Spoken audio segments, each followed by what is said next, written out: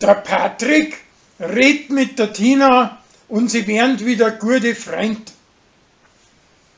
Als Hummerl findet ein neues Beutel in seiner Rumpekammer und pult sich ein, dass das ein Haufen Tiritari wert ist. Es stellt sich aber raus, dass er Klump ist. Wenigstens finden sie hinter dem Bilderrahmen einen alten Liebesbrief von seinen Eltern.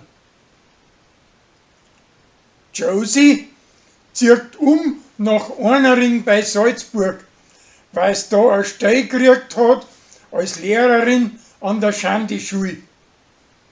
Seine Spätzinn möchten sie davor nur mal gescheit pflanzen und der so, wie wenn aus der Kirche ein Messkirch gedachtet worden wäre.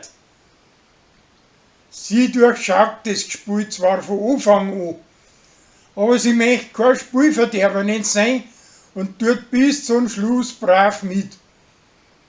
Danach wird's von Manfred mit einer alten Funkstreifen aus dem Museum zum Bahnhof gefahren.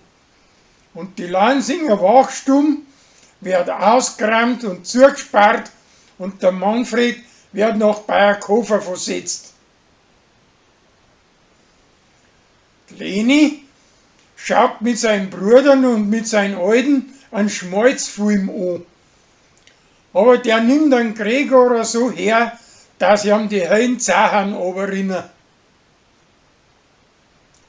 Als Hummerl schenkt sein alten Karren der Kathi, aber die Schäsen verreckt schon gleich bei der ersten Fahrt. Weil das Spital von Bayerkofen umgebaut wird und Rosenheim zu weit weg ist, möchte Kathi sein Putzerl daheim auf die Welt bringen.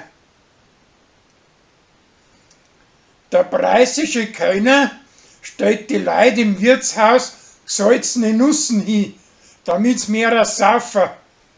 Aber weil sich keiner seine Bratzen wascht nach dem Sorcher, haben die Nussen auf und auf verseucht. Und außerdem saufen die Leute bloß mehr Wasser und essen dern's auch weniger. Drum hört sich der Spaß gleich wieder auf. Auf die Nacht im Bett liest der Rolli allwe ein Krimi und sein preußische Gspusi neben ihm kann nicht schlafen, solange es wie das Licht brennt. Zuerst probiert es mit einem Hörbuch, aber da schlaft er ein dabei. Schließlich kommt sie auf die Idee, dass er sich die Augen verbindet.